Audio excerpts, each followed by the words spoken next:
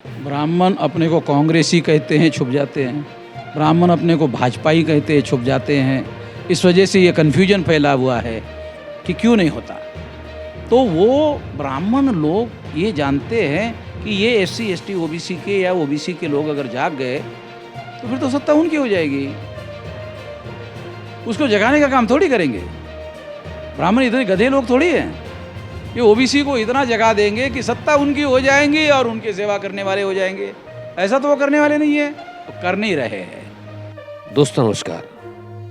आज वर्धा महाराष्ट्र में बामसेप का 38वां महाराष्ट्र राज्य अधिवेशन यहाँ सरोज मंगलम राष्ट्र परिषद रोड सानेवाड़ी में संपन्न हुआ और बामसेप के राष्ट्रीय अध्यक्ष वामन मेश्राम ये इस कार्यक्रम के जो आज अध्यक्ष भी थे, उनसे आज हमने बात की। वो हमसे रूबरू हो गए। मेश्राम साहब, जब देश में कर्मचारियों की ही पद भर्ती बंद हो गई है और जो बामसेप ये भारत में कर्मचारियों का संगठन है, तो फिर ये अधिवेशन लेने की ज़रूरत आपको क्यों लगी?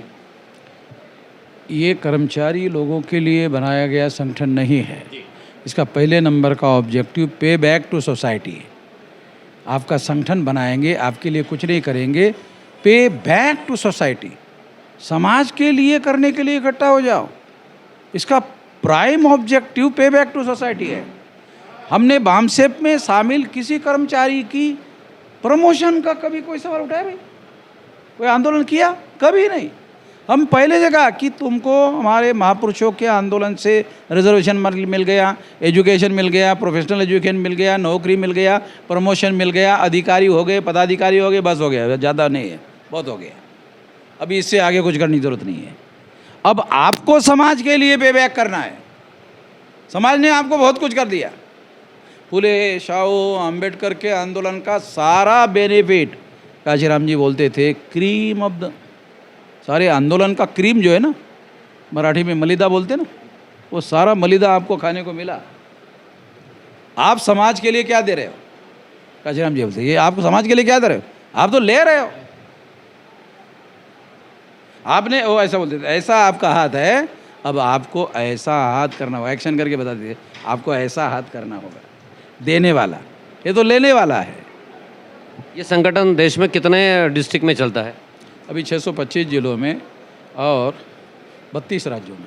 आपकी भविष्य की क्या योजना है? क्या चाहते हैं आप बामसेप ये देश में किस तरह के से? आधार पर, जाति के आधार पर, अस्पृश्यता के आधार पर और आदिवासियों के सेग्रीगेशन के आधार पर, महिलाओं की दास्ता के आधार पर, शूद्रत्व जो ओबीसी के ऊपर थोपा गया, इसके आधार पर जो देश में व्यवस्था बनाई गई है, उसको बदल कर भारत के संविधान में समता, स्वतंत्रता, बंधुता और न्याय पर आधारित समाज और राष्ट्र निर्माण करने का जो संकल्प संविधान सभा ने घोषित किया, उस संकल्प को पूरा करना चाहते हैं।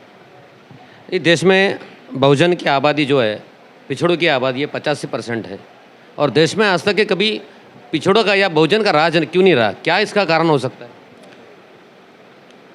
एक तो अभी भी एजुकेशन तक का काम पूरा नहीं हुआ इन लोगों का।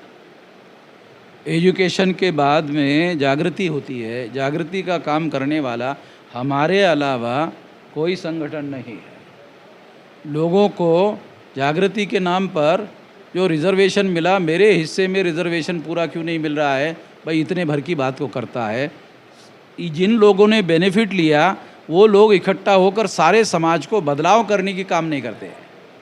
इस वजह से नहीं हो रहा है। इस वजह से जो 3.5% ब्राह्मण हैं, जिनके पास साधन संसाधन हैं, उसका उपयोग करते हुए वो काबिज हो गए हैं। एक आखिरी और अंतिम सवाल।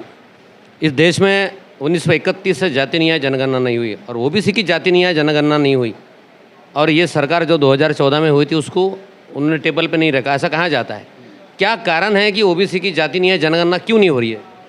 अभी ओबीसी की जाति न्याय जनगणना का मुद्दा हमने नेशनल लेवल का मुद्दा बनाया है। तो इस वजह से कांग्रेस के लोगों को बोलना पड़ रहा है।